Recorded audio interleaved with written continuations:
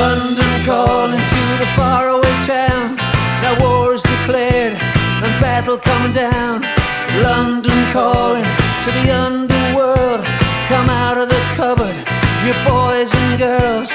London calling, now don't look to us. Phony Beatlemania has bitten the dust. London calling, see we ain't got no swing except for the ring of that truncheon thing. The ice age is coming, the sun's zooming in. Meltdown expected, the weed is growing thin. Engines stop running, but I have no fear, 'cause London is drowning and I live by the river.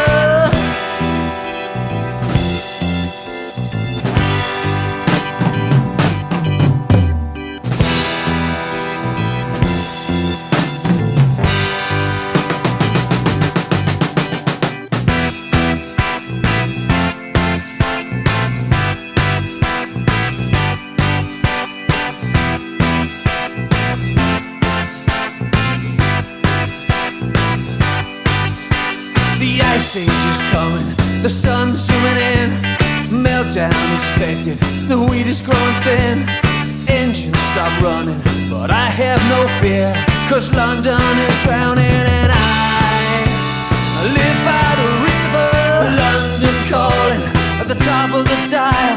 And after all this, won't you give me a smile? London calling.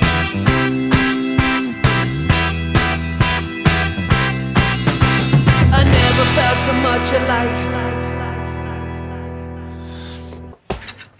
Hey guys, this is London calling from The Clash, and basically this is a really good song that I've played before I saw this syllabus, and I think I missed an awful lot of detail in this song from just learning it by ear. So it's a good indication that learning songs through the Trinity Guildhall syllabus is a more accurate way of learning songs in general, because I listened to the song, played what I thought I was hearing, and I missed a lot of detail. So just getting into the song itself, there's a couple of sticking points that I experienced that I'll point out to you. In essence, what you've got going here at the start is a pattern played on the floor tom. And if I just take the book down for a second, it's the same pattern that we would have seen in the previous piece, I Never Loved a Man, by Aretha Franklin, sorry. And that swing is kind of a halftime swing, because it's not on 1 and 2 3 4. It's more 1 2 3 4 1. So a full time swing would be when it swings on each beat. 1 2 3 4 1 2 3 4. A halftime swing is when you have a normal beat on 1 and a swing on 2, a normal beat on 3, and a swing on 4. So 1 2 3 4 1 2 3 4. Okay, so that's played on the floor tom with a pulse on the bass drum. 1 2 3 4 1 2. That's for the first bar, and then the second one is 1 2 3 4 1 2 3 4, and then the second 1 2 3 4 1 2 3 4 1 2 3 4. So stick on that 2-bar phrase until you're comfortable with it, and that actually does repeat in the song as well. So bar 1 and 2 is that 2-bar phrase, 3 and 4 is that 2-bar phrase, 5 and 6 is that 2-bar phrase, and then 7 and 8 changes slightly. It goes 1 2 3 4, and then triplets all on the snare. 1 and 2 and 3 and 4 and okay. Now we've got our swing 1 2 3 4 on the hats with the snare hitting on 2 and 4. 1 2 3 4 1 2 3 4. Okay, so again, stick on that until you're comfortable with it, and that's going to play a lot. So that plays 9 10 11 12 13 14 15, and it plays on 16 as well with an extra snare on the A of the 4. So it goes 1 2 3 4 A just as a tad of a variation. Then we get that same bar that we played on 9, on 17, 18, and 19, and 20, 21, 22, and 23. Then we have a fill on 24 that goes 1, 2, 3, 4. Triplets, okay? 1, 2, and 3, and 4, and practice that bar on its own for a while.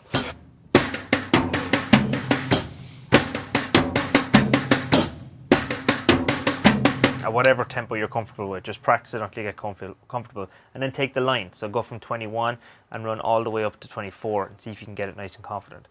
Once you're able to play that, that's the page 1 taken care of already. We're on to page 2, starting at bar 25 with a crash. 1, 2, 3, 4.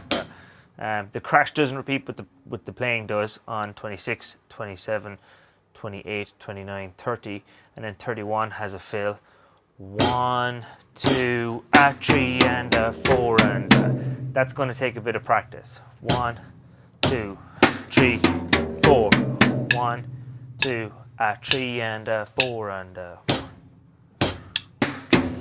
4, and 1, 2, 3, and 4, and take it as slow as you need to, but get comfortable with it. 1, 2, 3, and 4, and 1, 2, 3, and 4, and 1. That's followed up by a bar that has crash on the pulse. 1, 2, 3, 4, and then a fill. 1 and 2 and 3, 4. That 4 has just bass drum on its own. Okay, so this 3-bar sequence is a big fill and change part of this piece. 1, 2, 3, 4. 1, 2, 3, 4. 1, 2, 3, 4. And that brings us to the breakdown, which is a drag into a crash. 1, 2, 3, 4. 1, 2, 3, 4. 1, 2, 3. So it's 1, 2, 3, 4, 3. 1, 2, 3. So these are triplet crotchets. Okay, so this is 3 hits where there used to be 2, because they're triplets.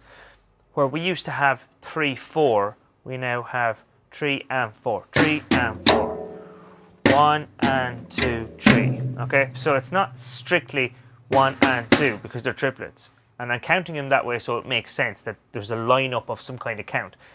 You can count them a different way, evenly, if you want. So it's 1, 2, evenly, evenly, 3, if that makes more sense, or if the 1, 2, 3, and 4, 1 and 2, 3. It depends on what makes sense to you. So if either one of those makes sense, that's great.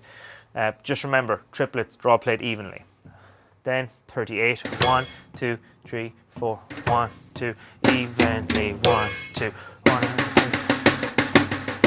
So now we've got triplets here that starts on bar 40 with a bass and a crash. 1, 2, 3, and 4, and 1, and 2, and 3, and 4, and 4, and, right? So there's no flam like I played in error there. It goes 1, 2, 3, 4, and 4, 4, 1, 2, 3, 4, Try that with me.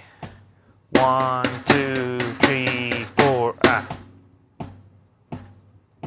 1, 2, 3, 4, Okay, so if we go from 38 and try that. 1, 2, 3, 4, 1, 2, evenly, 1, 2, 3, 4, 1, 2, 3, 4, Make sense? I hope so. If it didn't, I'm sorry. And if it didn't, let me know, and I'll explain it again. 42 then goes 1, 2, 3, 4, 1, 2, 3, 4. That repeats itself in an instrumental.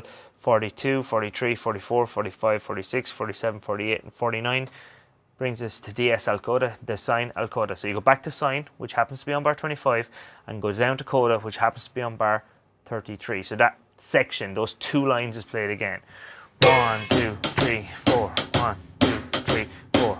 And then again, that section that I said was a big changing point, we play that again. 1, 2, 3, 4, 1, 2, 3, 4, 1, 2, 3, 4. That brings us into coda. Coda starts with a crash. I had terrible trouble hitting that crash because I was just into the habit of coming to the hats. So watch out for that crash. 1, 2, 3, 4. 1, 2, 3, 4. 1, 2, 3, 4. Fill.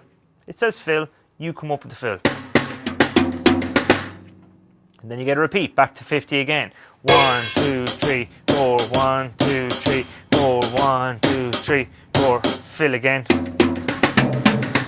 Ends with a bass and crash. I never felt so much alive. Okay. This is a tough piece. I'm not going to mess around. I've played it a lot over the last 2 days to get comfortable with it. And I mean, there's a benefit to me to go over this because, as I said at the very start of this video, it allows me to iron out any inconsistencies that I would have had in performing this song.